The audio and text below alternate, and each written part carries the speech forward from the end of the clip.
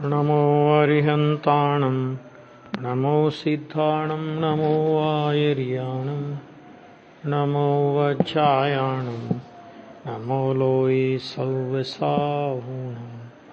मङ्गलं भगवान् वीरो मङ्गलं गौतमो गणी मङ्गलं कुन्दकुन्दार्यो जैनधर्मोऽस्तु मङ्गलम्। सर्वमङ्गलमाङ्गल्यं सर्वकल्याणकारकं दानं सर्वधर्माणां जैनं जयतु शासनं जैनं जयतु शासनं। नमयोऽर्जुनं वीरम् अनन्तवर्णान् दंसनसहावं मोक्षामि नियमसारं केवली शुद्ध केवली भणिनम्। नियमसार परमागम की पहली गाथा पर चर्चा शुरू की थी कल अपन ने। इसमें भगवान वर्धमान स्वामी को नमस्कार करके आचार्य देव ने नियमसार कहने की प्रतिज्ञा की और साथ ही ये भी बताया कि ये नियमसार केवली और शुद्ध केवलियों के द्वारा कहा गया है, उसे मैं कहूँगा। इसकी टीका पर अपन चर्चा कर रहे थे तो लास्ट में यहाँ तक आए थे अपन लोग कल कि ऐसे वीर को जो कि वर्धमान, जो कि श्री वर्धमान, श्री सन्मतिनाथ, श्री अतिवीर तथा महावीर ऐसे नामों से युक्त हैं, मैंने जिनके 5 नाम प्रसिद्ध हैं, है ना। 5 नाम भगवान महावीर स्वामी के 5 नाम प्रसिद्ध हैं। तो ये 5 नामों का उल्लेख किया। फिर उसके बाद कहा जो परमेश्वर है, मैंने जिनसे बड़ा परम ईश्वर शुद्धात्मा के अलावा जिनसे बड़ा वास्तव में कोई नहीं है, क्योंकि 3 लोक के शत इंद्र जिनके चरणों में नमते हैं, परमेश्वर हैं। फिर कहा महादेवाधिदेव हैं, देवों के भी देव। देवों तो बाकी के देवों की तो क्या कीमत है ना। ऐसे महादेवाधिदेव हैं। अंतिम तीर्थनाथ हैं। कब के अंतिम तीर्थनाथ? इस वर्तमान 24 के अंतिम तीर्थनाथ। तीर्थ के करने वाले। तीर्थनाथ का मतलब क्या होता है? तीर्थ के मतलब तिरने का उपाय स्वयं अपने अंतर में प्रकट किया और उस उपाय से स्वयं तिर गए और जगत के जीवों को भी तिरने का मार्ग बताया, इसलिए उनको भी भव पार होने में निमित्त हुए। ऐसे जो अंतिम तीर्थनाथ हैं, अर्थात जो इस वर्तमान 24 के अंतिम तीर्थंकर परमात्मा हैं, जो 3 भुवन के, 3 भुवन माने 3 लोक, मध्य लोक, उद्लोक और अधोलोक, तीनों लोक होते हैं ना। तो उन भुवन के सचराचर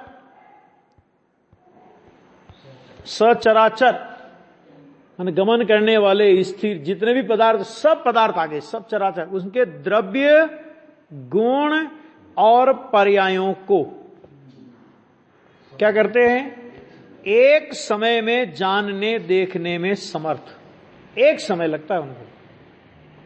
सारा विश्व और सारे विश्व के अंदर जितने पदार्थ हैं, जाति अपेक्षा 6 द्रव्य, संख्या अपेक्षा जीव अनंत, उद्गल अनंतानंत, धर्म अधर्म आकाश एक एक और काल द्रव्य लोक प्रमाण असंख्या। ये सभी द्रव्य, इन सभी द्रव्यों में एक एक द्रव्य में अनंत अनंत गुण। कितने अनंत गुण? कि 3 काल के समयों से आकाश के प्रदेश अनंत और आकाश के प्रदेश से भी अनंत एक द्रव्य के गुण। और एक एक गुण की कितनी पर्यायें? कि तीनों काल के जितने समय हैं उतनी पर्यायें, है ना। उसमें और भी ले लेना, अविभागी प्रतिच्छेद वगैरह सभी आ जाते हैं। तो सचराचर संपूर्ण विश्व के द्रव्य गुण और पर्यायों को एक समय में जानने देखने में समर्थ। और वो भी कैसे समर्थ? कि उस विश्व के द्रव्य गुण पर्याय की ओर झांके बिना, उनका लक्ष्य किए बिना, उनके ज्ञान की निर्मलता ऐसी खिल गई कि सारे विश्व का कोई पदार्थ और उसकी कोई पर्याय हो केवल ज्ञानी के ज्ञान में अछूती नहीं रहती। ख्याल में आ गया?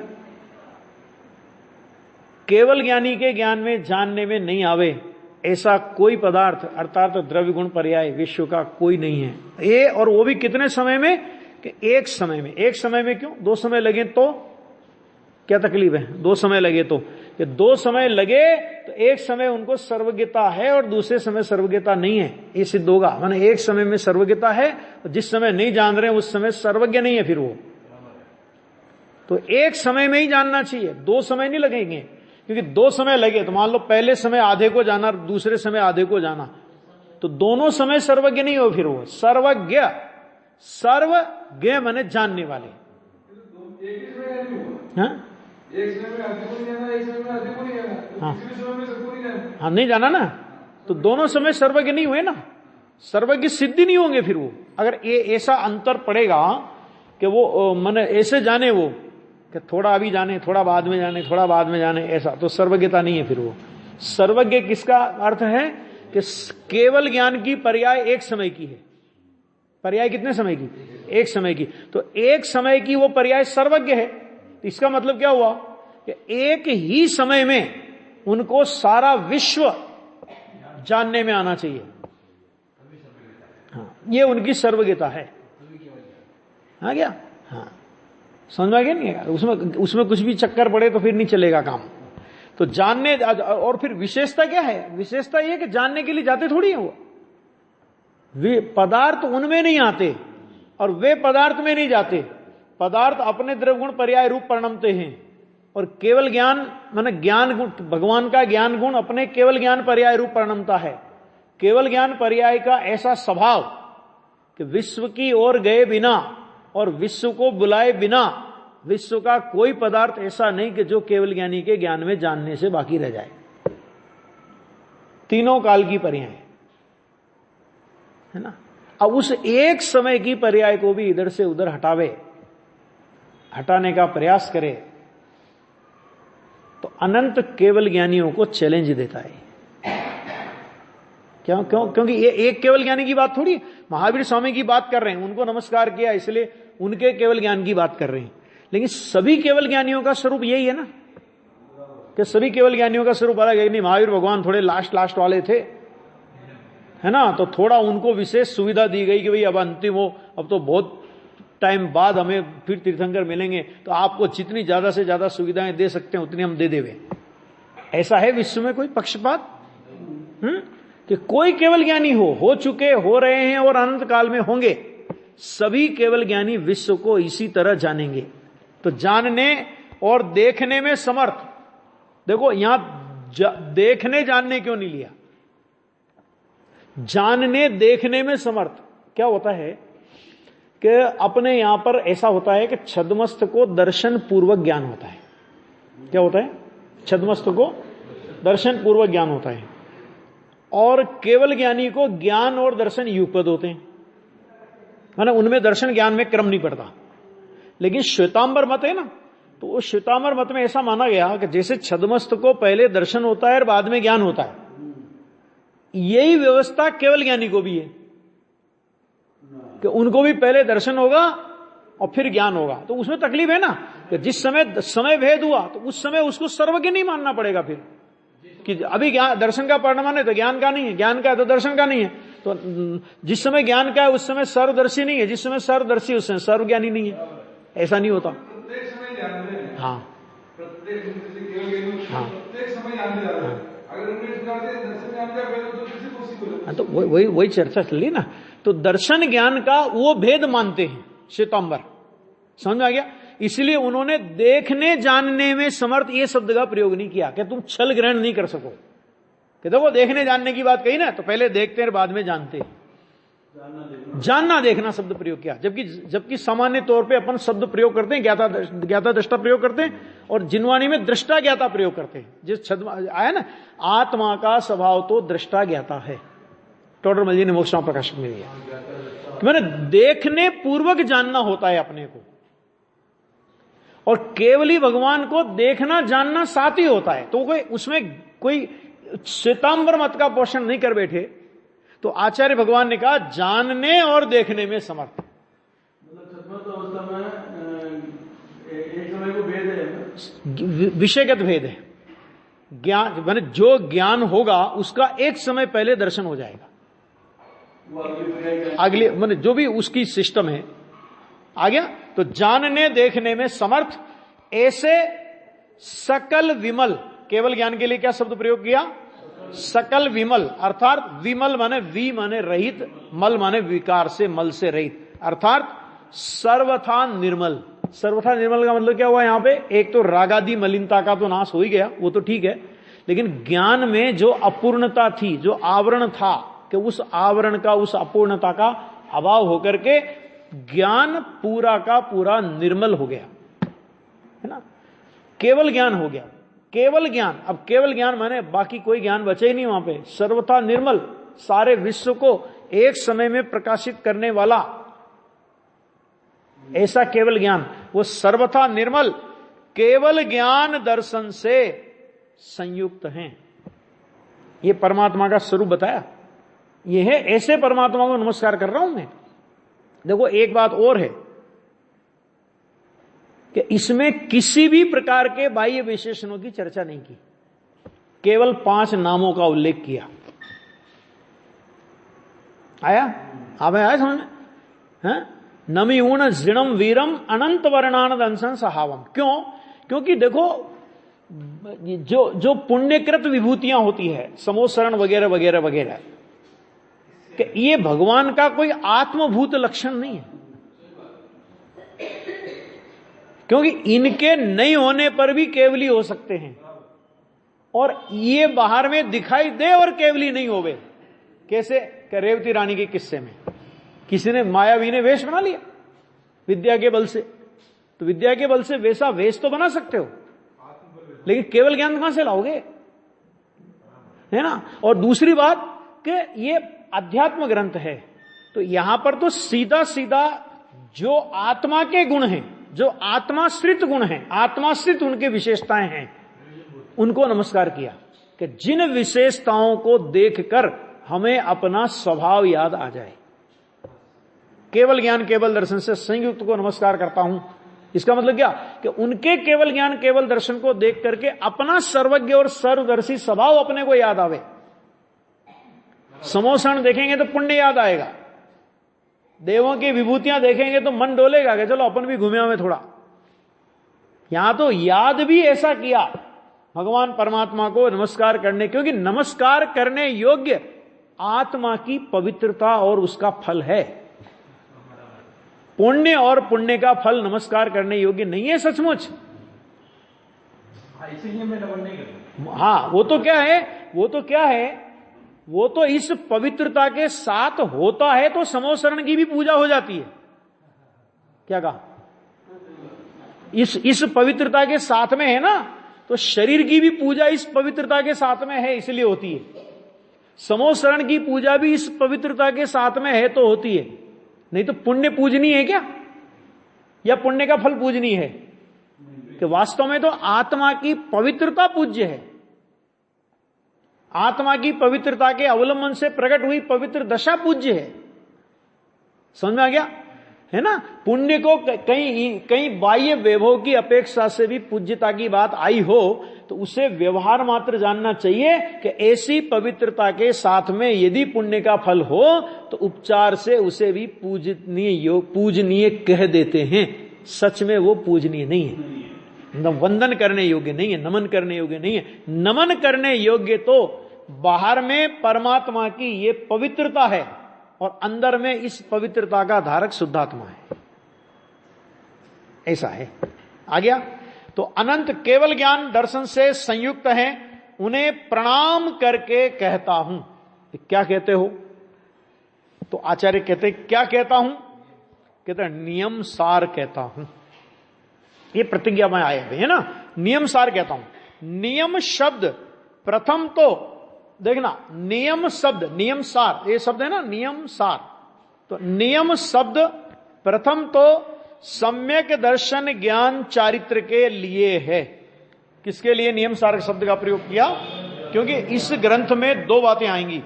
इस ग्रंथ में मार्ग और मार्ग फल दो का निरूपण किया जाएगा। मार्ग है रत्नत्रय, मार्ग का फल है मोक्ष, और मार्ग फल का कारण है शुद्धात्मा। उसकी चर्चा भी आएगी, लेकिन मूलतः मार्ग और मार्ग फल का निरूपण करेंगे। तो यहां पे पहले नियम सार शब्द की पहली गाथा में तो टीकाकार खुद भी अर्थ कर रहे हैं, और तीसरी गाथा में खुद नियम सार के कर्ता कुंद आचार्य नियम सार शब्द का अर्थ कहेंगे, और उसके ये भी बताएंगे वो कि इस नियम के साथ में हमने सार शब्द क्यों लगाया। आगे इसमें भी किया है, देखो नियम शब्द प्रथम तो सम्यक दर्शन ज्ञान चारित्र के लिए है। नियम सार, इसका अर्थ क्या होता है? नियम का सार। नियम सार का मतलब क्या हुआ? नियम का सार। ऐसा कहकर, अब देखना, ऐसा कहकर नियम का सार, ऐसा कहकर शुद्ध रत्न त्रय का स्वरूप कहा है। शुद्ध रत्न त्रय, तो अशुद्ध रत्न त्रय होता है क्या? कि जो रत्न त्रय नहीं है, रत्न त्रय का विकार है, फिर भी उसे रत्न त्रय नाम से संबोधन करने का नाम अशुद्ध रत्न त्रय है। अशुद्ध रत्न त्रय चारित्र मोह के महामंद स्पर्धकों के उदय से जो महामंद प्रशस्त राग होता है सो चारित्र का मल है। पंडित टोडरमल जी की भाषा है मल, और मल, उस मल को चारित्र कहना वो अशुद्ध चारित्र है। राग है ना, विकार है ना, तो विकार को रत्नत्रय कहना। ऐसे सम्यक दर्शन के साथ सम्यक दर्शन का व्यवहार, सम्यक ज्ञान के साथ सम्यक ज्ञान का व्यवहार, सम्यक चारित्र के साथ सम्यक चारित्र का व्यवहार, जो कि राग रूप है। और सच में तो एकमात्र चारित्र गुण की पर्याय है। आ गया कि उसको भी रत्नत्रय कहा जाता है ना, व्यवहार रत्नत्रय, व्यवहार मोक्ष मार्ग कहा जाता है कि नहीं कहा जाता? तो सच में वो व्यवहार मोक्ष मार्ग नहीं है, वो तो मलिन है। तो मलिनता को मोक्ष मार्ग कहना, ये अशुद्ध रत्न, ये अशुद्ध, इसका नाम होगा अशुद्ध रत्नत्रय। वो भी सम्यक दर्शन ज्ञान चारित्र है ना। अरे यहां तो मिथ्या दर्शन ज्ञान चारित्र को भी रत्नत्रय कहा। क्यों? कि संसार के रत्न है। नहीं बोलते, व्यंग्य की भाषा में नहीं बोलते। क्या है साहब? ये बड़े बहादुर है।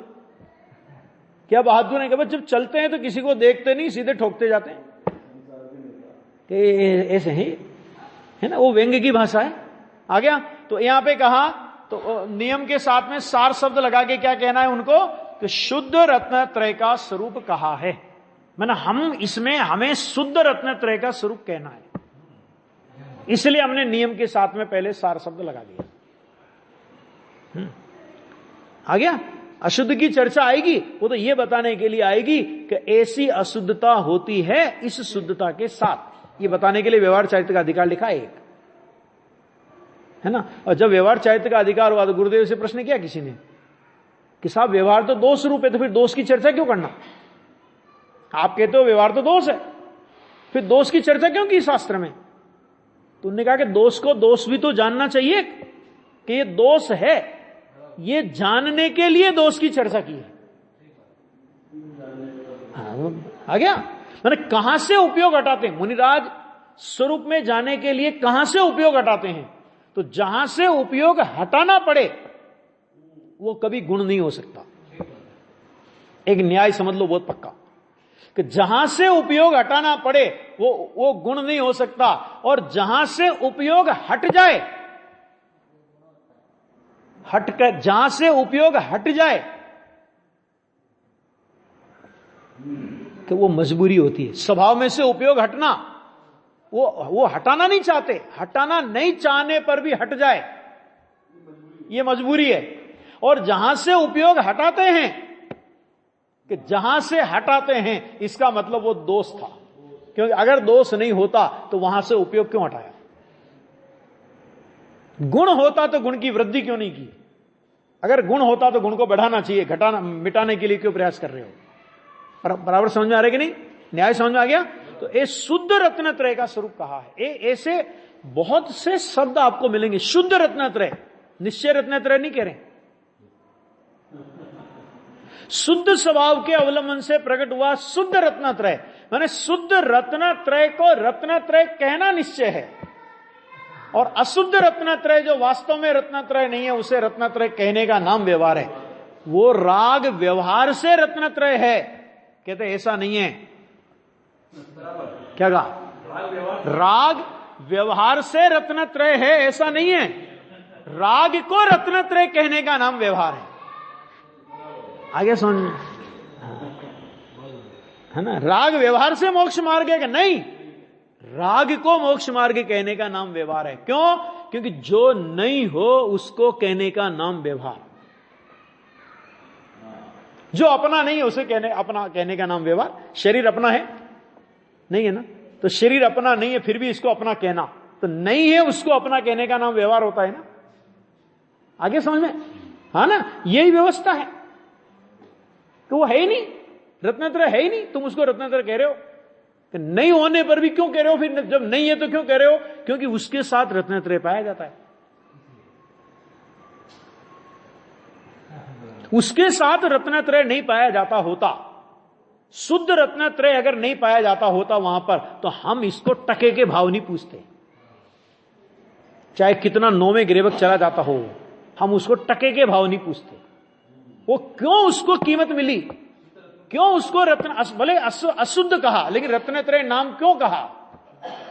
तो वो शुद्ध के साथ है। समझ में आ गया? शुद्ध के साथ है, इसलिए रत्नत्रय कीमत मिली उसको। लेकिन उस राग के साथ में शुद्ध होने से शुद्ध की कीमत घट गई। कैसे घट गई? कि अगर वो राग नहीं होता तो इसी भव में मोक्ष होता। अब वो राग हुआ ना कि बेटा जाओ अभी स्वर्ग में फिर आना, और फिर राग का अभाव नहीं किया तो फिर जाना स्वर्ग में और फिर आना। ये क्या मतलब हुआ? अरे जिसके फल में दंड मिले,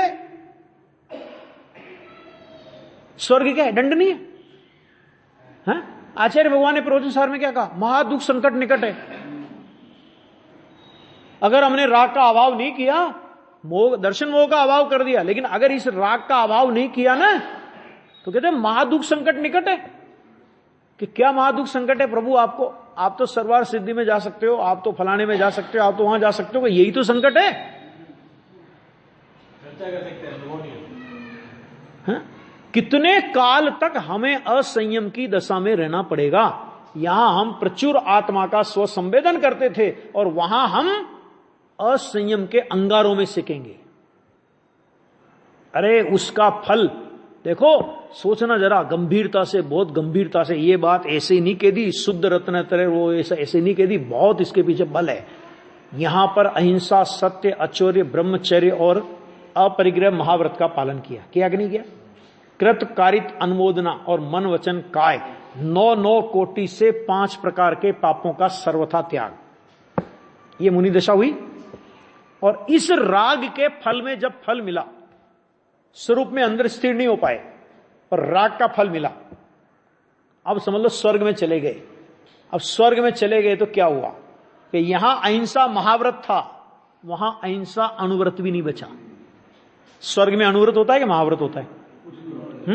तो महाव्रत के फल में अगर ये शुभ राग रूप महाव्रत अगर ये भले होते तो इनका फल तो भला होना चाहिए, कम से कम बराबर का तो रहते, बराबरी में रहते तो भी हम मान लेते चलो कोई बात नहीं, नहीं कमाया गमाया तो नहीं।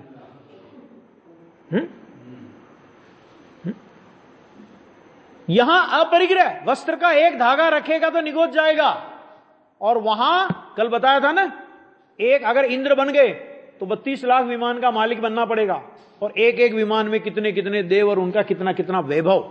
कि जहां तुमने एक तिलतुस मात्र परिग्रह अपने पास नहीं रखा था, इस विकल्प का फल क्या आया? नक्की करो जरा। यहां 9 कोटि से ब्रह्मचर्य का पालन किया है ना। कोई आर्य का माता भी हो तो मुनिराज से 7 हाथ दूर रह करके नमस्कार करती है, उपाध्याय से 5 हाथ दूर रह करके नमस्कार करती है, और आचार्य भगवान से 3 हाथ दूर रह करके। 3 हाथ दूर रहने का कारण है क्योंकि कोई प्रायश्चित विधि लेनी हो तो जोर से नहीं बोलेगी ना, वो भी अकेली आर्य का नहीं, ये भी ध्यान से सुनो, अकेली आर्य का नहीं, अपनी गणिनी बुजुर्ग बड़ी आर्यिका को साथ लेकर, अकेली नहीं जा सकती।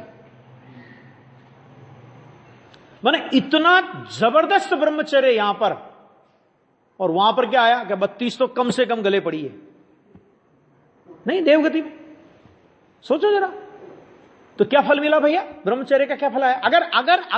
अगर ये शुद्ध रत्नत्रय होता तो इसका फल तो बढ़िया आना चाहिए फिर। तो ब्रह्मचर्य का फल अगर अब्रह्मचर्य आवे, अहिंसा का फल अगर हिंसा आवे, माने वहां तो अनुव्रत महाव्रत दोनों नहीं रहे ना। भले देखो हिंसा करते हैं कि नहीं करते हैं वो अलग बात है, लेकिन व्रत तो नहीं रहा। झूठ बोलते हैं कि नहीं बोलते हैं वो अलग बात है, लेकिन अविरमण रूप पाप तो चालू हो गया। परिणमन रूप पाप कितना है उसकी बात गौण भी कर दें हम तो भी अविरमण रूप पाप चालू है देवगति में। वो पांच पापों का पाप लगता है उनको। क्यों? क्योंकि व्रत नहीं है, पुण्य भी नहीं है उतना। सोचो जरा, तो भी क्या फल आया? अब उसको अशुद्ध रत्नत्रय कहे तो क्या तकलीफ है फिर? क्यों? क्योंकि उसका फल आया, संयोग आया, आ गया। तो वो यहां पे कह रहे हैं भाई, क्या कहते हैं देखो, सम्यक दर्शन ज्ञान चारित्र के लिए नियम सार का सार शब्द ऐसा कहकर शुद्ध रत्नत्रय का स्वरूप कहा है। शुद्ध रत्नत्रय का मतलब आपको समझ में आ गया होगा। शुद्ध रत्नत्रय माने भगवान आत्मा के अवलंबन से प्रकट होने वाला सम्यक दर्शन ज्ञान चारित्र, निर्मल वीतरागी दशा, सम्यक दर्शन वीतरागी दशा, सम्यक ज्ञान वीतरागी दशा, सम्यक चारित्र वीतरागी दशा, अतीन्द्रिय आनंद की लहर दिलाती हुई दशा, राग के अंगारों से बचाती हुई दशा, उसका नाम है शुद्ध रत्नत्रय। समझ में आ गया? अच्छा, उसका स्वरूप कहा है ना। आगे देखो कैसा है यह नियम सार, कैसा है कि जो आप कहना चाह रहे हो ना, तो वो नियम सार कैसा है? तो उन्होंने कहा केवलियों और सुत केवलियों ने कहा हुआ है, कि ये हम नहीं कह रहे। केवली और सुत केवली इसको कह रहे हैं। ये वाणी हमारी नहीं है, कुंद कुंद भगवान ने लिखी है कि ये मत मानना, कि कुंद कुंद आचार्य के घर की नहीं है बात। ये अनंत केवलियों और सुत केवलियों का ये वचन है। क्या मतलब इसका? कि साधक धर्मात्मा ये कहते हैं कि हमारी इस बात में, जो हम इस शास्त्र के द्वारा लिख रहे हैं, इसमें अनंत केवलियों का और सुत केवलियों का अनुशीलन है और अनंत केवलियों और सुत केवलियों का अनुमोदन है। क्योंकि एक ज्ञानी की बात में अनंत ज्ञानियों का अनुमोदन होता है और एक अज्ञानी की बात में अनंत ज्ञानियों का विराधन होता है। यह नियम है। आ गया समझ में? तो एक ग्रंथ की प्रमाणिकता यहां अपनी कपोल कल्पना से नहीं कह रहे हैं। देखो ये बात अलग है कि कुंद कुंद आचार्य को सदेह विदेह क्षेत्र जाने का योग बना, लेकिन अगर नहीं भी बना होता तो भी उनके वचन उतने ही प्रमाणभूत हैं। क्यों? क्योंकि भले ही वो केवल ज्ञानी परमात्मा के पास कोई आचार्य गए हों कि नहीं गए हों, लेकिन अपने चिदानंद भगवान के पास तो हर समय वो मुनिराज जाते हैं, है ना। ये अलग है कि इनका पुण्य प्रकृतियां भी इतनी जोरदार थी कि इनको अंदर के चिदानंद भगवान के साथ साथ केवली परमात्मा के भी दर्शनों का योग बन गया। अलग मुद्दा है। आ गया? तो केवली कैसे? अब केवली शुद्ध केवली द्वारा कथित कहा ना, तो अब केवली किसे कहते हैं उसकी व्याख्या करते हैं। देखो एक एक शब्द का, ये देखो ये पद्धति है जिनवाणी को पढ़ने की। पद्धति क्या?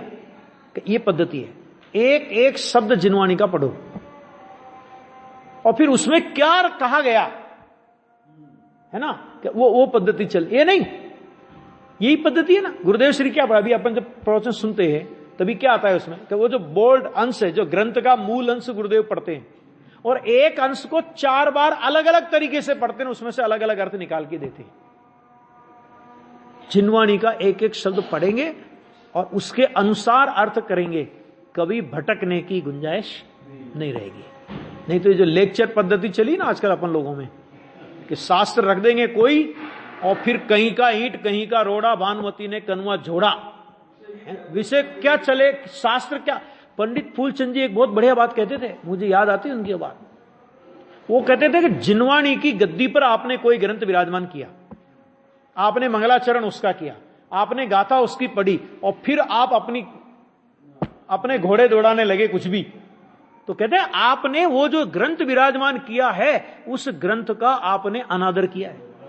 जैसे होता है कि नहीं होता, आपके घर में आप किसी को मेहमान बुलाओ, और मेहमान बुलाने के बाद वो बैठा हो और आप फिर क्या करो, अपने दूसरे काम में लग जाओ या दूसरों के काम में लग जाओ, तो उस मेहमान का अपमान है कि सम्मान है वो, नक्की करो। तो जिनवाणी विराजमान की, और जिनवाणी विराजमान करने के बाद फिर कुछ भी चलते रहो। क्या बात तो जिनवाणी की कर, जिनवाणी की कर रहे हैं, हम कहां मना कर रहे हैं, लेकिन जिनवाणी कौन सी रखी है तुम्हारे सामने। क्या जब गुरुदेव श्री का विरोध हुआ था, एक शांत सागर महाराज थे, नाम सुना होगा, तो कुछ लोग गए उनके पास विरोध करने के लिए, लेकर के गए कि साहब ये कांजी स्वामी ने बहुत गजब कर रखा है, सब लोग ऐसा हो जाएगा और वैसा हो जाएगा, ये हो जाएगा। तो उनने एक बहुत अच्छा उत्तर दिया कि तुम सभा में मेरे सामने समय सार रखोगे ना, तो मैं भी पुण्य और पाप को हे कहूंगा। क्यों? क्यों? वो किस ग्रंथ के आधार पर चर्चा कर रहे हैं? वो सामने ग्रंथ कौन सा है? समय सार है, तो समय सार की चर्चा कर रहे हैं, पुण्य पाप को हे बता रहे हैं। पद्मनंदी पंचविंशिका पे प्रवचन करेंगे, तब पूजा की प्रेरणा भी देंगे, दान की प्रेरणा भी देंगे, दया की प्रेरणा भी देंगे, व्रत की प्रेरणा भी देंगे, नियम की प्रेरणा भी देंगे, और ये किसको होते हैं कि सम्य दृष्टि को होते हैं, ये भी बताएंगे, और ये पुण्य भाव है, धर्म नहीं है, ये भी बताएंगे। उसमें क्या दिक्कत है? आ गया। तो यहां पे क्या कहा कि केवलियों का तथा शुद्ध केवलियों का कहा हुआ है। कैसा है केवली? तो केवली वे सकल प्रत्यक्ष ज्ञान के धारण करने वाले। केवली माने कौन? सकल प्रत्यक्ष, है ना, कि जिनके ज्ञान में कुछ भी छुपा नहीं है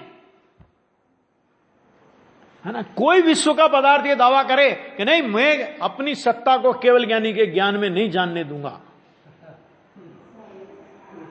कि मैं अलोकाकाश में चला जाऊंगा, कि तू अलोकाकाश में चला जा, अलोकाकाश को भी जानते हैं भाई। तुझे तेरी सत्ता ही विश्व से मिटानी होगी अगर तेरे को केवल ज्ञानी के ज्ञान में नहीं जानवाना है तो। और तो भी जानने में आएगा, क्या जानने में आएगा कि देखो इस पदार्थ ने केवल ज्ञानी के ज्ञान में नहीं जानने में आवे, इसके लिए अपनी सत्ता ही मिटा दी। होता नहीं ऐसा, ये तक बात कर रहे हैं। कहने का मतलब क्या कि केवल ज्ञानी के ज्ञान में वो सकल प्रत्यक्ष ज्ञान है, इसलिए उनके ज्ञान में कुछ भी गुप्त नहीं है, सब उनके ज्ञान में प्रत्यक्ष ज्ञात होता है। और शुद्ध केवली कैसे हैं? तो कहते हैं वे सकल द्रव्य श्रुत के धारण करने वाले। सकल द्रव्य श्रुत माने द्वादशांग, द्वादशांग से अधिक द्रव्य श्रुत नहीं हो सकता। द्वादशांग से अधिक माने श्रुत ज्ञान में पूरे, श्रुत में पूरे। केवली का मतलब क्या होता है? केवली का मतलब होता है पूरे। तो केवल ज्ञानी, केवल ज्ञानी क्या मतलब क्या हुआ? केवल ज्ञानी माने ज्ञान में पूरे, इससे अधिक ज्ञान का विकास अब नहीं हो सकता। और शुद्ध केवल ज्ञानी कि श्रुत के ज्ञान में पूरे, क्योंकि द्वादशांग से अधिक श्रुत ज्ञान है ही नहीं जो जानने में आवे। केवली भगवान की बात छोड़ दो, केवली भगवान के सामने तो द्वादशांग भी केवल ज्ञान का तो कितना सा भाग है, लेकिन द्रव्य श्रुत में अगर हम चर्चा करें तो द्वादशांग से अधिक ज्ञान हो ही नहीं सकता। और उस ज्ञान को जिन्होंने पूरा प्राप्त किया तो कहते हैं कि वो श्रुत ज्ञान में पूरे हैं, इसलिए वो शुद्ध केवली। तो ऐसे श्रुत ज्ञान को द्रव्य श्रुत के, सकल द्रव्य श्रुत के धारण करने वाले ऐसे केवलियों तथा शुद्ध केवलियों के द्वारा कहा हुआ ऐसा नियम सार। फिर क्या कहा? किसके लिए? तो कहा, अब वोक्षामी कहा ना, वोक्षामी कि सकल भव्य समूह को हित कर। क्यों भव्य समूह को हित कर? क्योंकि अभव्य को तो ये वाणी हित कर लगेगी नहीं, है ना। इसका मतलब क्या हुआ? इसका मतलब एक और समझ लेना कि अगर हमें ये वाणी हित कर लगती है तो हमारी भव्यता के लिए किसी से पूछना नहीं है, और नहीं लगती है तो भगवान से पूछने का कष्ट भी करना नहीं है। समझ में आ गया? समझ में आ गया? अपना माप अपने आप निकाल लेना, हम क्या हैं। आ गया?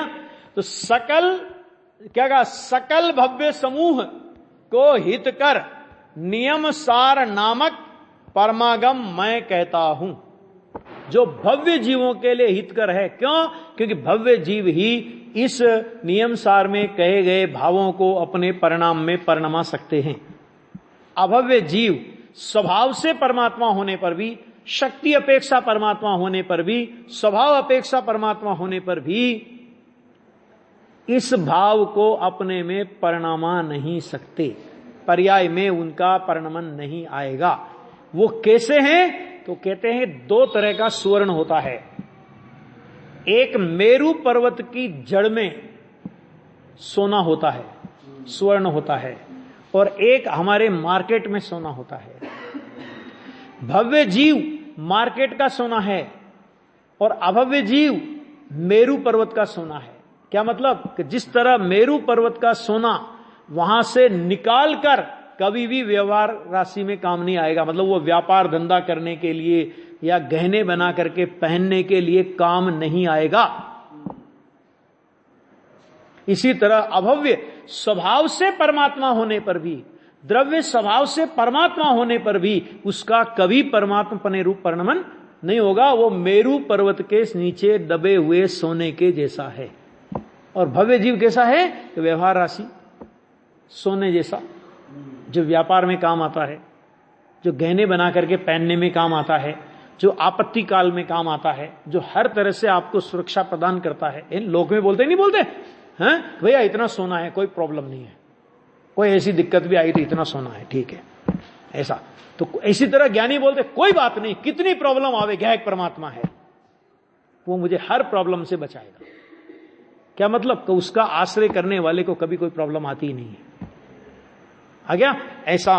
तो यहां पे कहते हैं कि सकल भव्य समूह को हित कर नियम सार नामक परमागम कहता हूं। इस प्रकार विशिष्ट इष्ट देवता का स्तवन करके, विशिष्ट माने खास, खास है ना। भगवान महावीर इस वर्तमान 24 के अंतिम तीर्थंकर, जिनके शासन काल में वर्तमान में हम चल रहे हैं, तो ऐसे इष्ट देवता का स्तवन करके फिर सूत्रकार पूर्वाचार्य श्री कुंदाचार्य देव गुरु ने प्रतिज्ञा की। मैंने दो काम किए इसमें, कि पहले उनने इष्ट देवता को नमस्कार किया और उसके बाद सूत्रकार पूर्वाचार्य, पूर्वाचार्य कौन कह रहे हैं? ये पद्म प्रमलधारी देव कह रहे हैं कि जो हमारे पूर्व में हो चुके ऐसे सूत्र माने गाथाओं के रचनाकार कुंदाचार्य देव गुरु ने प्रतिज्ञा की। प्रतिज्ञा काहे की? कि नियम सार कहने की प्रतिज्ञा की। इस प्रकार इन पदों का तात्पर्य कहा गया। मैंने जो जो पद कहे थे, नमीउण, जिणम, वीरम, ये सब जो पद अलग अलग टुकड़े थे ना शब्दों के, उनका तात्पर्य कहा गया। अब इसके बाद अब पहली गाथा की टीका पूर्ण करते हुए टीकाकार मुनिराज श्री पद्म प्रमलधारी देव श्लोक कहते हैं। अभी एक एक गाथा पर कितने कितने श्लोक चढ़ाएंगे अभी देखना। पहली गाथा तो पहला श्लोक है, बाकी बहुत बहुत बहुत बहुत श्लोक इसमें आएंगे। देखना श्लोकात पढ़ते हैं। शुद्ध भाव द्वारा, किसके द्वारा? आ गया? शुद्ध भाव द्वारा, क्योंकि शुद्ध रत्नत्रय की चर्चा है।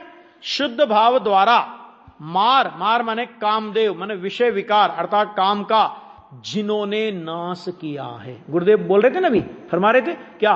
कि जो काम के वश नहीं हुए, जिन्होंने काम को जीता है, जो भव के वश नहीं हुए, जिन्होंने भवों को जीता है, तो जिन्होंने नाश किया है। उसके बाद 3 भुवन के जनों को जो पूज्य है, के साथ 3 लोग के तो नहीं पूछते, बहुत से लोग तो विरोध करते हैं कि विरोधियों को उनकी सुने कौन विरोध करने वालों की, जब उनका इंद्र पूज रहा है। 100 इंद्र होते हैं ना, तो मनुष्यों का इंद्र कौन है? चक्रवर्ती। मनुष्यों का इंद्र चक्रवर्ती, चक्रवर्ती पूज रहा है, तो कोई मनुष्य विरोध भी करता हो परमात्मा का तो उसको गिनता कौन है? देवों में भी, के साथ देवों में भी सभी सम्य दृष्टि थोड़ी होती है, मिथ्या दृष्टि भी होती है, अन्यमति भी हो सकते हैं। तो हो उनके इंद्र पूज रहे हैं ना, तो बस इंद्र पूज रहे हैं तो वो सकल जनों से पूज्य हैं, बराबर। पूर्ण ज्ञान जिनका एक राज्य है, पूर्ण ज्ञान माने केवल ज्ञान जिनका एक राज्य है, माने उनका साम्राज्य पूर्ण ज्ञान है। अच्छा, देवों का समाज जिन्हें नमन करता है, जन्म वृक्ष का बीज जिन्होंने नष्ट किया है। जन्म वृक्ष का बीज क्या है? मिथ्यात्व। मिथ्यात्व, राग, द्वेष सब आ गया, मूल में मिथ्यात्व और उसके साथ राग द्वेष भी आ गए, कि वो जिन्होंने नष्ट किया है और समो शरण में जिनका निवास है। अब यहां पे टीकाकार ने याद किया कि कहां है वो, कि समो शरण में जिनका निवास है। देखो भगवान महावीर तो सिद्ध हो चुके, लेकिन सिद्ध होने पर भी वर्तमान में 900 वर्ष पहले मुनिराज पद्म प्रभ मलधारी देव ने उनके समो शरण में विराजमान अरहंत दशा के रूप को याद किया। क्यों? क्योंकि आगे आप्त वगैरह की चर्चा आएगी, केवली द्वारा कथित, सुत केवली द्वारा कथित, तो वाणी किसकी होगी? अरिहंत की। तो अरिहंत दशा को याद किया, उन अरहंत दशा वाले माने नमो अरिहंतनम वाले महावीर भगवान को हम नमस्कार इस गाथा में कर रहे हैं। ठीक है? क्यों सिद्ध वाले को क्यों नहीं कर रहे? क्योंकि सिद्ध में फिर उनका नाम महावीर नहीं हो सकता, आदिनाथ नहीं हो सकता, अजितनाथ नहीं हो सकता, वो तो सब सिद्ध हो गए। फिर जिनका निवास है और केवल श्री का मतलब होता है लक्ष्मी, केवल ज्ञान रूपी लक्ष्मी जिनमें वास करती है, वे वीर जगत में जयवंत वर्तते हैं। वर्तते हैं क्या मतलब? ज्ञानी कभी भी भूतकालीन नहीं होते। महापुरुष होते ना, तो महापुरुषों के लिए कभी भी भूतकाल का प्रयोग नहीं किया जाता। ऐसा थे, ऐसे थे, ऐसे थे, ये नहीं किया जाता। आप पुराणों की भाषा भी पढ़ोगे ना, तो है की भाषा में लिखा जाएगा, सम्मान है उनका। आ गया। तो ये बात हुई। अब इसके बाद दूसरे नंबर की गाथा अपनी आएगी, जिसमें मोक्ष मार्ग और उसके फल स्वरूप की निरूपण की सूचना है, अर्थात दोनों के फल के निरूपण की प्रस्तावना है। भूमिका बांध रहे हैं अभी। ये दूसरी नंबर की गाथा अपनी आएगी, चर्चा में